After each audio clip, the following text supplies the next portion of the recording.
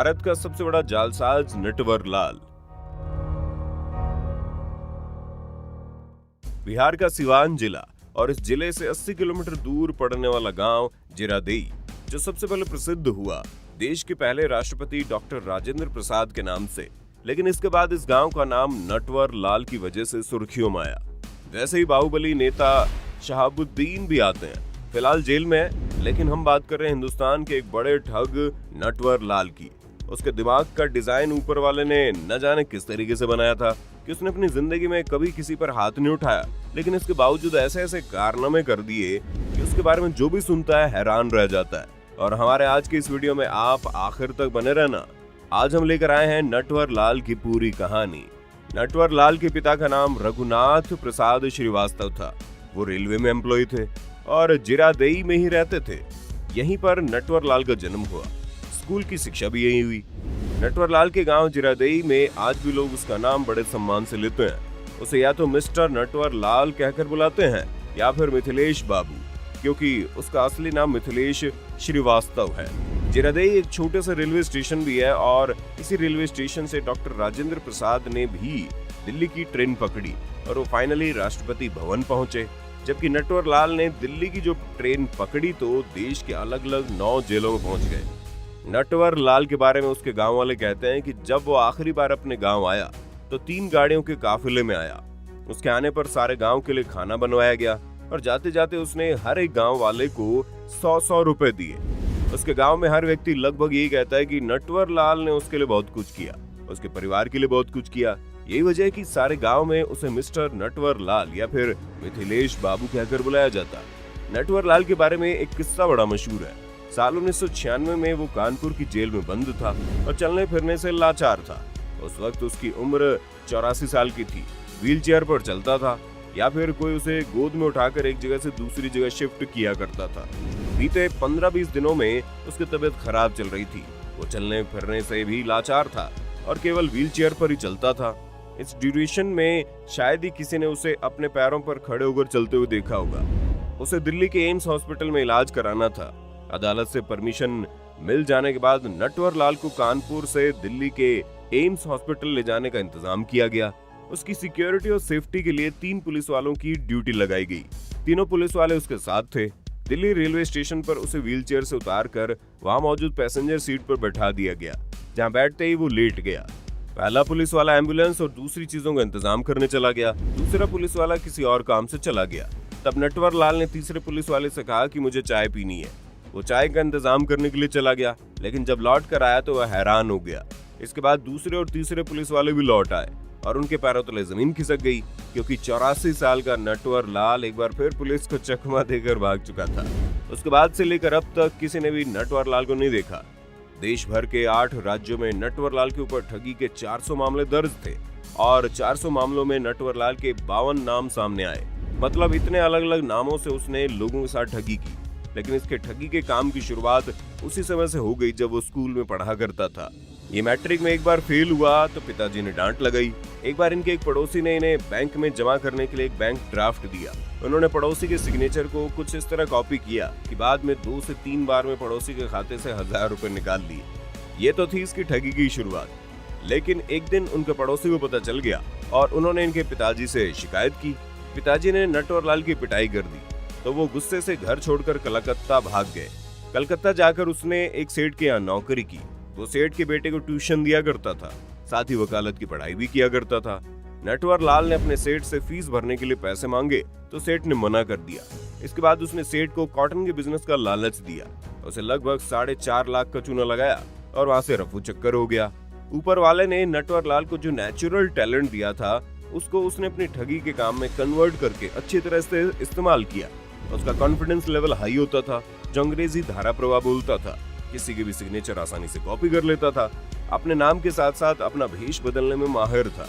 इसने ज्यादातर ठगी नकली सिग्नेचर के जरिए की। इसके अलावा चेक और डिमांड ड्राफ्ट के जरिए लोगों से पैसे ऐंठे। वाह वाह, पढ़ने का शौकीन नहीं बल्कि अखबार का कीड़ा था और इसलिए हर इंफॉर्मेशन को अपने दिमाग में स्टोर करके रखता था। डिमांड ड्राफ्ट के जरिए जो उसने ठगी की उसका एक नमूना उस समय के फाइनेंस मिनिस्टर नारायण दत्त तिवारी के नाम से सीमा से। दरअसल उसने अपने आप को नारायण दत्त तिवारी का पर्सनल सेक्रेटरी बताया और कनॉट प्लेस की एक घड़ी की दुकान में पहुंचकर उसने कहा कि कल कांग्रेस के बड़े नेताओं की मीटिंग है, जिसमें नारायण दत्त तिवारी की तरफ से प्रधानमंत्री राजीव गांधी को 90 घड़ियां भेजनी है, तो महंगी घड़ियां दिखाइए। दुकानदार ने महंगी घड़ियां दिखाई। उसने कहा कि हमें डिलीवरी नारायण दत्त तिवारी के दफ्तर के पास नॉर्थ ब्लॉक में चाहिए। अगले दिन नॉर्थ ब्लॉक के दफ्तर के पास नेताओं के वेश में नटवर लाल पहुंच गए। उन्होंने घड़ी की डिलीवरी ली और एक ड्राफ्ट दे दिया। उसके बाद नटवर लाल डिलीवरी देने आए शख्स को नॉर्थ ब्लॉक में घुसते हुए दिखाई दिया। दुकानदार की गाड़ी वहां से चली गई। इसके बाद वो चुपचाप वहां से निकला और घड़ियां लेकर रफू चक्कर हो गया। दुकानदार को 2 दिन बाद पता चला जो ड्राफ्ट नटवर लाल ने दिया था वो फर्जी था, उसमें कोई पैसा था ही नहीं। एक बार जब नटवर लाल जेल में था तो उसकी पत्नी उसे लगातार खत लिखा करती थी, मगर वो अपने पत्नी को जवाब ही नहीं देता था।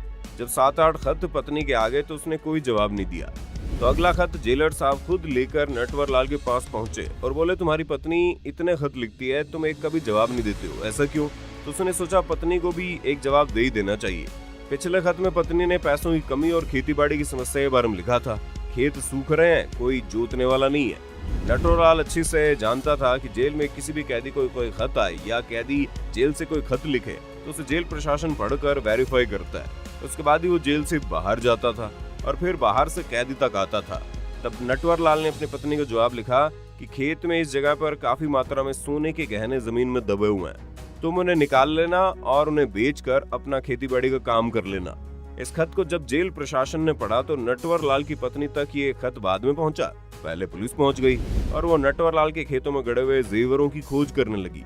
पूरा खेत जोत कर रख दिया गया, मगर कुछ नहीं मिला। इसके लगभग 15 दिन बाद जेल में एक और खत आया, जिसमें लिखा हुआ था, जेलर साहब का शुक्रिया, जिसकी वजह से हमारे खेत की जुताई हो गई और अब फसल भी अच्छी होगी, आपको हम धन्यवाद देते हैं। इसी तरह एक बार इसे कानपुर की अदालत में पेशी के लिए ले जाया गया। तब जज ने नटवर लाल से पूछा, मिथिलेश, तुम इतने ठगी कैसे कर लेते हो? जवाब में उसने जज साहब से कहा कि जज साहब, आपके पास 1 रुपए का सिक्का है क्या? तो जज साहब ने कहा, हाँ है, और एक सिक्का निकालकर अर्दली के जरिए नटवर लाल को दे दिया। नटवर लाल ने वो पैसा अपनी जेब में रख लिया और जज साहब से कहा, बस इसी तरह लोग अपना पैसा मुझे दे दिया करते हैं। और इसके बाद वो अदालत से बाहर आ गया, लेकिन उसने जज साहब के पैसे वापस नहीं किए। अपने जीवन काल में उसने जितने भी कारनामे किए, उनमें से एक बार संसद भवन को बेचना और राष्ट्रपति भवन को बेचना भी शामिल है। 2 बार लाल किले और 3 बार ताजमहल को बेच दिया। ये सारी कारस्तानी उसने बाकायदा लीगल दस्तावेज के जरिए की। इन प्रॉपर्टी के तमाम पेपर उसने फर्जी तौर पर तैयार करवा लिए। इसके अलावा टाटा, अंबानी जैसे बड़े बड़े बिजनेसमैन को भी चूना लगाया। उसने अपनी ठगी के कुल करियर में 400 लोगों को शिकार बनाया। लगभग 125 करीब उस पर मुकदमे दर्ज हुए। उनमें से केवल 19 मुकदमों का फैसला आया था, जिनमें अलग अलग कोर्ट से उसे कुल 113 साल की सजा हो चुकी थी। इसमें से उसने केवल 20 साल की ही सजा जेल में बिताई। इस दौरान उसे केवल 9 बार ही गिरफ्तार किया गया और अलग अलग जेलों में रखा गया, जिनमें यूपी, बिहार, आंध्र प्रदेश, मध्य प्रदेश जैसे राज्यों की जेलें थी। कुल 9 गिरफ्तारी में वो केवल पहली बार पहले मामले में ही जमानत पर रिहा कर दिया गया। इसके अलावा बाकी 8 बार वो पुलिस वालों को चकमा देकर भाग चुका था। कभी अपाहिज बनकर भाग गया तो कभी पेशी के दौरान भाग गया। ये बार बार अलग अलग तरीकों से पुलिस की कस्टडी से भाग जाता था। एक बार इंडिया टुडे को दिए इंटरव्यू में उससे सवाल पूछा गया कि आप जेल से कैसे भाग जाते हैं, तो उसने बड़ा फनी सा जवाब दिया कि मैं भागता नहीं हूँ, बल्कि पुलिस वाले खुद ही मेरे लिए दरवाजे खोल देते हैं। कभी जेल का दरवाजा खोलते हैं तो कभी गाड़ी का, और बोलते हैं कि जाओ, तो मैं चला जाता हूँ। इसके बाद 2009 में नटवर लाल के वकील ने कहा, नटवर लाल की मौत हो चुकी है, इसलिए उस पर चल रहे सभी केसों को बंद किया जाना चाहिए। अदालत ने इसके सबूत मांग लिए। बताया जाता है नटवर लाल के परिवार में उनकी एक बेटी है, जिसके पति आर्मी में है, जो कि गोरखपुर में रहती है। जीरादेई गांव में ही नटवर लाल के भाई गंगा प्रसाद श्रीवास्तव रहते हैं। उनका कहना था कि साल 1996 में ही दिल्ली रेलवे स्टेशन से भागने के बाद ही नटवर लाल की मौत हो गई। रांची में उसका अंतिम संस्कार भी कर दिया गया। इन तमाम बातों की पुष्टि तो नहीं हो पाई, लेकिन अगर खबरों की माने तो ये बात सच थी कि नटवर लाल की मृत्यु हो चुकी है। बाद में से मानते हुए अदालत ने उस पर चल रहे तमाम मामलों को खत्म कर दिया। कैसे लगी आपको नटवर लाल की कहानी, हमें कमेंट में बताना। हमारे आज के वीडियो में इतना ही, फिर मिलेंगे नए वीडियो में। तब तक के लिए जय हिंद, जय भारत, वंदे मातरम।